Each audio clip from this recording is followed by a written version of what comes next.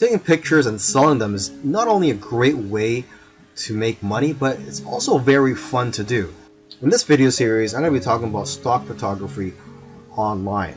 And so this is where you upload your photos to stock photography agencies and their websites, and then you would get paid a commission or royalty whenever somebody purchases your pictures from these websites. And stock photography is never going away and will always be in demand. Although I must warn you, it is harder to make money selling photos nowadays than it is before, say a few years ago, because of the competition. However, there are people who are making six figures per year with stock photography. And this video series was created to help you rise above your competition. Lastly, I just want to say that stock photography is a great learning experience, and you're going to become a much greater photographer because of it. It's also satisfying when you see companies using your work and knowing that your work has value. And like I said earlier, it's fun. Now here are some quick photo tips for you. Only high quality photos are going to be accepted into stock photo sites. So if you want to have high quality photos, you need a high quality gear.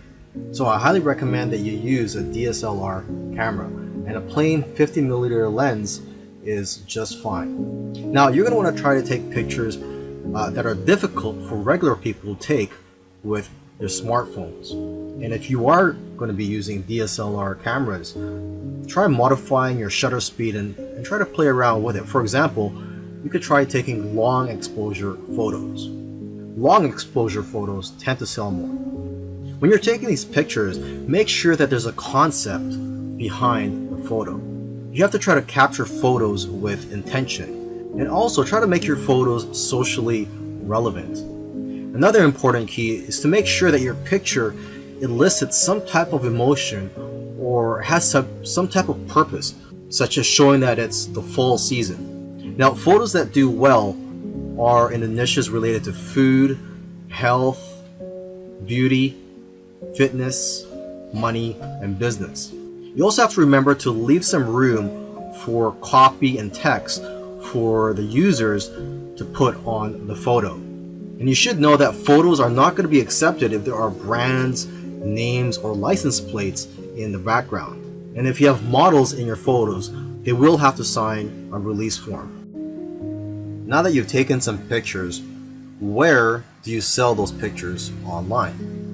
Well, the easiest way to find these sites is just to type in stock photos on Google, and you'll find plenty of stock photography websites where you can upload your photos. Now, let me just give you some of the top sites out there.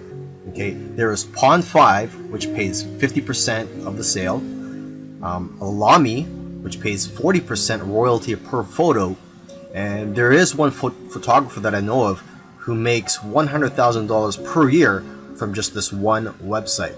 Okay, and there is IEM, which pays 50%. A lot of photographers are having success with this site. And there is Getty, which pays 20 to 30%, but they do sell photos for a much higher price, between $300 to $500. Okay, and 123RF, this stock photo site, the way they work is that the more photos you upload, the higher the royalty percentage that they'll pay you.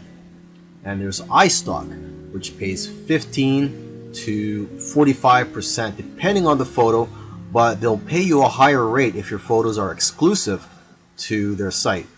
And there's DreamsTime, which has a very thorough approval process, but if you do get approved, they'll pay you 25 to 50% royalty and up to 60% if your photos are exclusive with their site. Plus, they'll even pay you an extra 20 cents per photo. And then one of the biggest stock photography websites out there is Shutterstock. They'll give you the most exposure because of their reach, huge customer base, and ability to advertise your photos. And there's Adobe, which will give you almost as much sales but higher sales amounts. And Adobe stock is integrated into the Adobe software. There's iStock Getty Images, which can also get you a lot of sales. Now, what I usually do advise to photographers is to stay away from some of the larger stock agencies such as Shutterstock iStock, etc. because they're publicly held companies, and they're more interested in making their shareholders happy and not the individual contributors. They just don't have the incentive to help contributors grow and make more money. However, if you are a beginner, you may want to try out these larger stock agencies just to test out the waters and to gain experience at first. And then you could try out the smaller agencies such as Dreamstime, Stockfresh, etc. The advantage of working with these smaller agencies is that there's less competition for you as a contributor. But then again, everybody is different, so you have to figure out what works for you. And interestingly, I know of somebody who makes more money uploading to free stock photo sites like Pixabay than other stock photo sites, because people have the option to donate to you when they download your photos for free.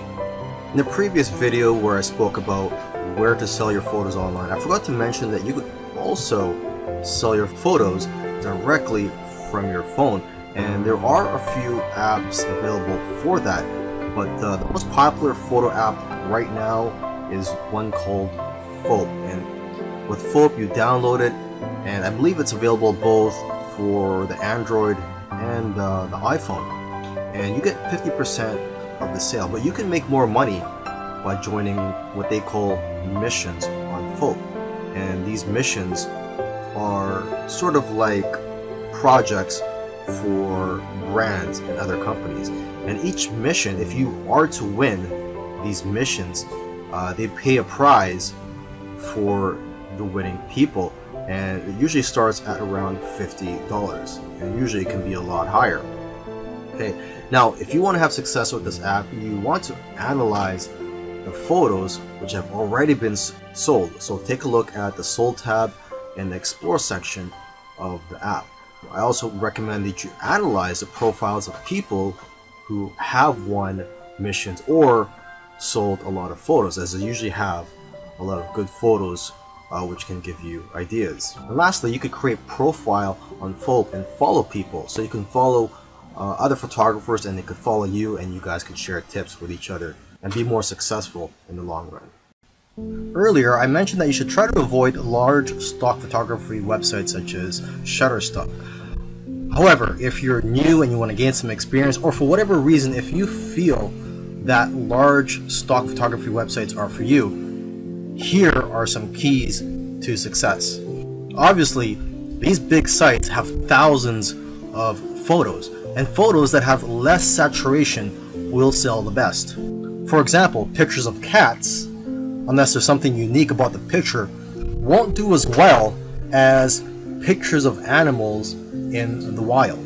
Another example is pictures of iconic buildings such as the White House. These types of pictures won't do as well because there's already a lot of pictures of the White House out there.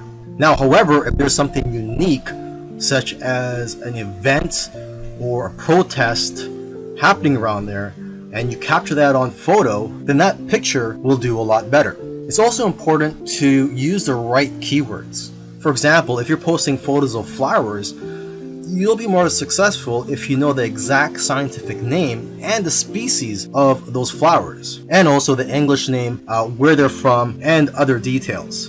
And from what I've seen, the best-selling images are the ones with themes such as Christmas, Halloween, Easter, etc.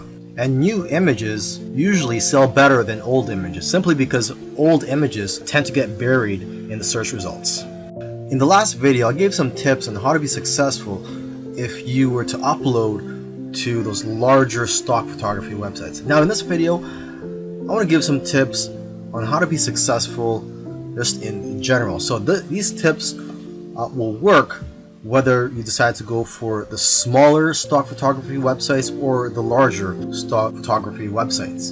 To start off with, you cannot be a generic photographer and make money with stock photography. To be successful, you have to niche down. You cannot be too broad. So you have to be very specific and also good at what you do. For example, portraits of people are always popular. So if you can focus on that, you'll probably do well. You should also stay in tune with what's going on in the world. People who are talking about the popular topics of today need images to support what they're saying. And if you are going to be uploading to multiple stock photography websites, you can use an app called Micro Stalker for tracking your sales across multiple agencies. And lastly, if you're consistent, you'll increase your chances of being successful with stock photography. You'll do best if you upload a small amount of photos consistently. Selling your photos on stock photography websites is great. However, there is a lot of competition and it is harder to make money nowadays than it is in the past. So one thing I like to tell people who are involved in stock photography, if they want to take their business to the next level, is to start their own website and just sell photos from your own website. And what I like about being in control, having your own website and selling your photos from your own website, is that you can collect the emails of your customers and people who visit your website.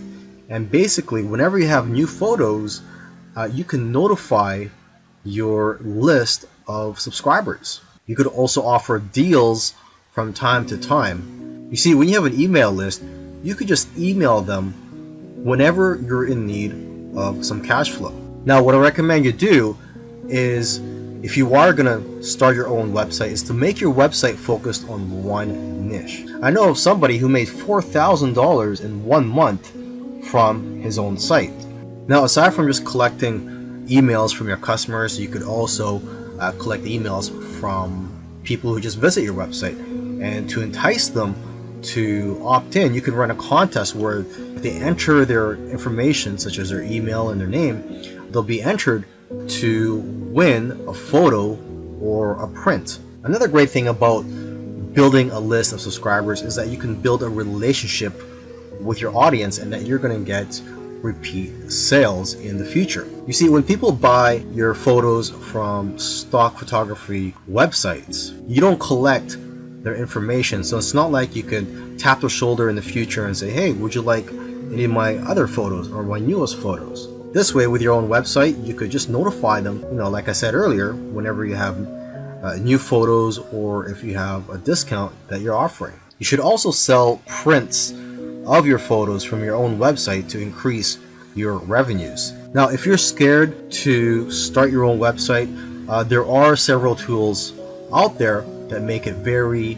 easy for you. And one tool that I highly recommend is called Shopify. One good feature of Shopify is that they will contact somebody who abandoned their shopping cart and they'll get reminded to purchase from you. And there's all types of themes available for you to use from Shopify. Now, once you have your site up and running, you could use Facebook ads to drive traffic to your site.